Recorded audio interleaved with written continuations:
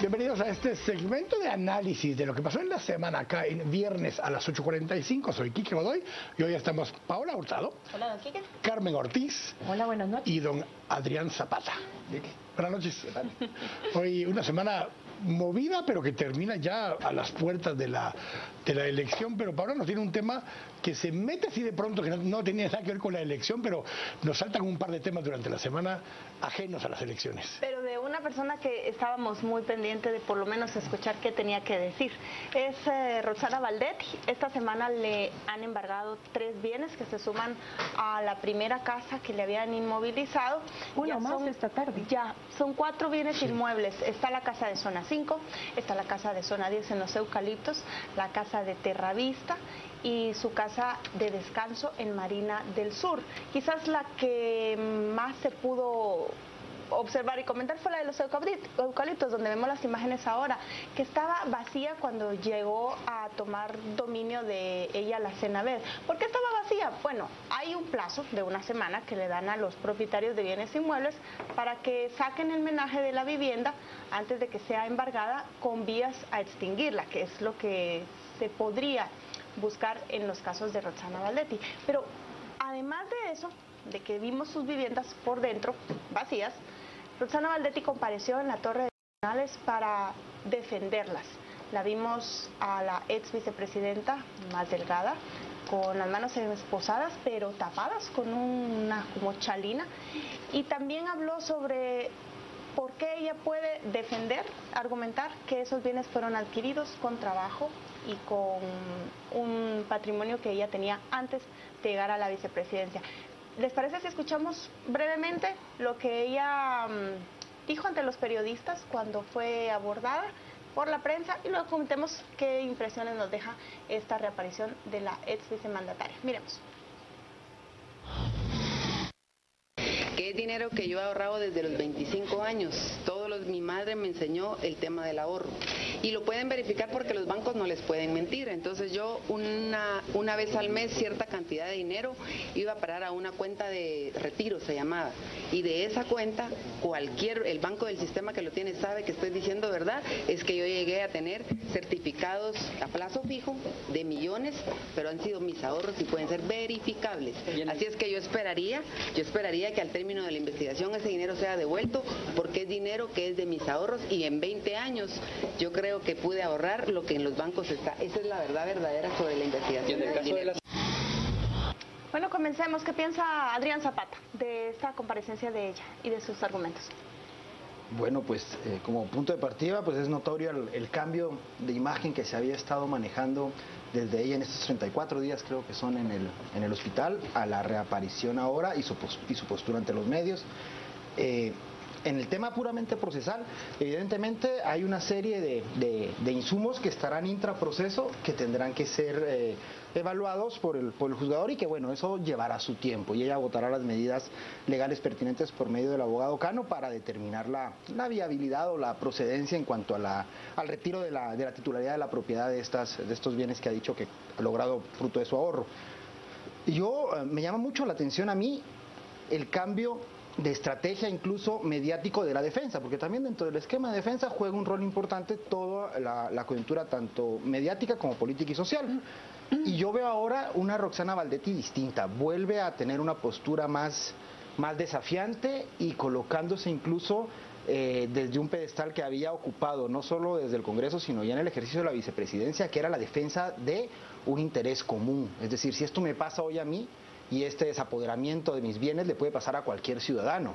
Y entonces yo esto lo estoy haciendo no solo por mí, sino por sentar un precedente por el pueblo de Guatemala. Y creo que eso, en la dinámica coyuntural con las elecciones y todo lo que pasa en este país minuto a minuto, no ha favorecido para que no haya tenido una reacción tan adversa como hubiera sido una postura así hace 2 semanas, por ejemplo. Entonces creo que allí hay un retomar de una posición de ella al margen de la victimización que se trató de hacer los últimos 30 días, o tal vez fruto también de su recuperación en cuanto a su estado de salud, pero evidentemente sí una manifestación o postura de inocencia y reivindicando el hecho de la licitud de sus ingresos para adquirir todas esas propiedades, ¿no? Que es lo que también pues será objeto de análisis dentro del juicio, pero que también tiene un análisis mediático y social, ¿no? Sí, yo coincido con Adrián en el sentido que se ve una Valdetti mucho más repuesta. En una actitud defensiva es más ella de lo que pudimos verla en días anteriores postrada en una cama y demostrando cierta debilidad. Esta vez pareciera que el mensaje es: no me voy a dejar, voy con todas a recobrar mis propiedades. Y el hecho que ella diga que tiene 25 años ahorrando, pues habrá que ver, es sin duda, y son 25 años de estar depositando y comprando propiedades. Lo que tiene que ver, en todo caso, en este momento, por parte de las investigaciones que se están realizando, es la procedencia de ese dinero que ella ha depositado, porque no creo que a los 25 años de edad o menos uno tenga la posibilidad de estar depositando pues cantidades enormes de dinero. Entonces, pues por lo menos se ve que está en esa actitud de defender estas propiedades, y pues todo será cuestión de tiempo por parte de las autoridades para terminar de dilucidar este caso, que según me decía Adrián hace un momento, una cuestión es que se inmovilicen las propiedades y otra cuestión es el proceso completo que puede tardar la extinción de dominio, que me decía que es 1 año más o menos. Pero incluso hay una cosa adicional, porque a mí me llama la atención 2 cosas. Una, porque la gente me ha preguntado qué pasa si después la sentencia es absolutoria, o sea, que es inocente. Como el delito de extinción de dominio es autónomo o independiente de cualquier acción penal, ella podría el día de mañana quedar exenta de todas las acusaciones penales y aún así tener extinción de dominio de sus propiedades, porque no tiene que comprobarse la acción penal para que se demuestre la extinción de dominio. Son 2 cosas distintas. Es más, esta es una de las cosas que más han argumentado algunos constitucionalistas, que dicen que el tema de extinción de dominio es inconstitucional porque además le da vuelta a la carga de la prueba. Se asume que es de fuente ilegal la adquisición de los bienes y es responsabilidad del dueño de los bienes o el posesionario demostrar que es lo contrario. Tiene que ahora Roxana Valdetti demostrar que ella tuvo los ingresos suficientes para esto. Ahora, llama la atención que tiene propiedades hasta una vivienda en la zona 5, que fue la última que fue incorporada bajo control de Senaved, aunque no todavía está extinguida. Y esa vivienda obviamente es una vivienda de muchos años atrás, probablemente unos 10 o 15 años atrás que ella adquirió, no de este periodo actual, es mucho más tiempo todavía hacia atrás. Entonces, eso es parte del proceso de la extinción de dominio todavía. Es probable que de todas las propiedades que estén bajo administración en este momento, algunas les sean devueltas y otras sí se les extinga el dominio independientemente de los resultados penales. Ahora, en el otro tema, yo no coincido tanto en que su actitud, hubo momentos en que su actitud era un poco más mesurada, pero hubo un par de momentos durante las declaraciones, tal vez no en este soundbite que escuchamos, donde incluso le dice a uno de los reporteros: eso no lo dije yo, tú lo estás diciendo, pero ya con una actitud otra vez confrontativa. Por eso digo que volvió, como que estaba está emergiendo nuevamente, pero como que estaba en un papel así muy suave, de decir, yo no me voy a pelear ahora, pero rápidamente le llegaron al tope de su límite de paciencia y empezó otra vez a contestar un poco más abrupta. Me llamó la atención cuando decía en otro soundbite, tuve 30 días para estar conmigo misma. Pero como que... yo tengo una hipótesis, una suposición. Creo que no es casualidad que cuando se trata de defender sus propiedades le vemos esa... ¿Más agresiva? Esa disposición de hablar con la prensa, esa postura incluso corporal más levantada, y cuando se trata de las audiencias del caso de la línea ha guardado silencio y se ha estado con la cabeza agachada y no ha dado declaraciones. Yo creo que ella está convencida de que esas propiedades las puede demostrar que son de ella, y quizás sí. La casa de Zona 5 es obvio. La casa del puerto, desde la campaña del Partido Patriota en el 2007, se hablaba de esa casa, ya la tenía. Pero tampoco había coincidencia entre el valor de esa casa y lo que ella ganaba como diputada. Exacto, pero hay algo que seguramente la hace reaccionar así para defenderla con tanto. Lo que pasa con las 8 propiedades de Mariano Paz, su esposo. ¿Qué pasa con la finca en Tecpan? ¿Qué pasa con esos bienes que han sido inmovilizados, que pertenecen a la familia Valdetti, que no necesariamente están a nombre de ella, porque ya cuando estuvo en la presidencia articularon todo un sistema para ocultar en sociedades anónimas presuntamente todas las propiedades? Allí quizás no levantaría tanto la cara. Y la otra cosa es el menaje de esas casas. Claro. La de los eucaliptos fue una casa que ampliaron por lo menos 2 veces durante la presidencia, y eso costó mucha plata. En los muebles que sacaron, quizás eso sí ya pertenece, todo ese menaje se había sido adquirido con dinero de dudosa procedencia. Quizás ella tiene razón razón en cierta forma porque puede defender algunas propiedades, pero no. Pero hay otro elemento ahí que yo creo que va a ser difícil de demostrar. Se recuerdan que la semana pasada dijo el Ministerio Público que parte de lo que había llamado la atención en este caso es que Mariano Paz había adquirido al menos 8 propiedades, creo, en cuestión de 6 meses. Y 5 de ellas en un día. Es decir, también hay shopping. Sí, más allá del dinero y la procedencia del dinero, es que los lapsos en los cuales adquieren esas propiedades y ese tipo de inscripciones tan dudosas les pone las cosas cuesta arriba. Yo no creo que va a ser tan fácil demostrar. Aquí hay una cuestión que a mí me llama la atención, sobre todo con las declaraciones de Monzón, las últimas, y es el hecho de que recordemos que este es un caso.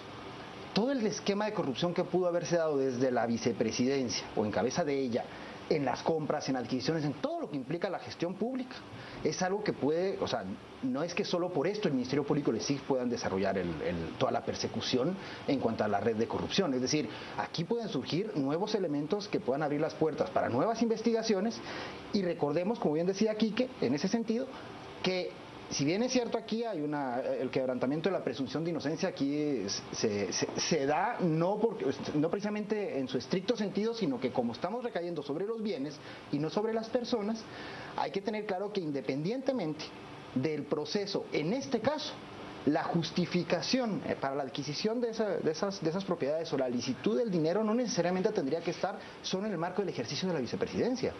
Es decir, correcto, la licitud de los recursos para adquirir esto puede arrastrarla hasta el momento de que era diputada. Es verdad. Entonces, y si a eso le sumamos toda esta serie de investigaciones que al rastrear el dinero pudieran ser perseguidas, recordemos cuánto tiempo es la prescripción para la comisión de un ilícito. Son 20 años. Entonces ahí no solo es el hecho del ejercicio de la presidencia, lo que yo creo que es que ella le han vendido que el blindaje que se genera mediante el velo societario, es decir, de estos testaferros o la forma de brincar para hacer la representación en la titularidad de la compra de cada una de las veces que se compró cada propiedad, se le han vendido que está tan bien hecha que está blindado y por eso aquí hay un gran desafiante. ¿Y a quién le pidieron ese blindaje? Habrá que ver. Juan Carlos Monzón. Y a ECO. Y a ECO. O bufetes. Y a ECO. Por colegas eso ahora, si ustedes se dan cuenta, de Juan Carlos Monzón no habla mal. O sea, dice, no he oído sus comentarios. De ECO dijo que había quebrado sus empresas. Que nunca lo recomendaría. Que no lo recomendaría para que nadie lo utilizara para administrar sus negocios. Ahí ya hubo un rompimiento absoluto con ECO, perdón, con Juan Carlos Monzón no, porque él aún no ha terminado de decir todo lo que se supone que puede decir. Entonces todavía fue así como que pianito, hablando de difícil, fue así como que pianito. Y tomando en cuenta que además Juan Carlos creo que la acompaña no solo en la vicepresidencia, él ha trabajado desde antes, entonces sí, o sea, a ver, es rescatable la cultura de ahorro. Aquí de ahorro, sí, pero ahorro de qué. Miren, haciendo un paréntesis, es que lo de difícil, díganme si no se extraña un poquito los gazapos de la señora. Pero solo salió un rato y nos dejó un par. Nos dejó un par de comiditas. Hacía falta. Pero miren cómo se repite en esa breve entrevista que le hicieron los medios de comunicación lo que ha pasado en tribunales. Primero, un Otto Pérez Molina culpabilizando a ECO y a otros liderazgos de la línea de ser ellos quienes tenían este tipo de negocios y él no tenía nada que ver. Reacción ante eso, ECO habla y dice que no, que nada sucedía sin autorización de Roxana Valdetti y de Otto Pérez. Días después aparece Juan Carlos Monzón diciendo que no, que los responsables eran directamente presidente y ex vicepresidenta. Y ahora ella sale con la misma estrategia diciendo, no señores, ese señor yo no lo recomiendo para nada, ¿verdad? Hace quebrar las empresas más que hacerlas crecer. Todos contra todos, o sea, en estas redes no hay duda que las lealtades definitivamente no. En esas clases de juegos de estrategia, del dilema del prisionero, aquí se fueron horribles. Imagínense lo que va a tener que conocer ese juez cuando empiece a oír versión 1, versión 2, versión 3, grupo A, grupo 1, grupo 2. Pero aquí hay un tema, Paola, porque, a ver, en principio, por eficiencia judicial, debieran unificarse todos los procesos en uno solo. Ajá.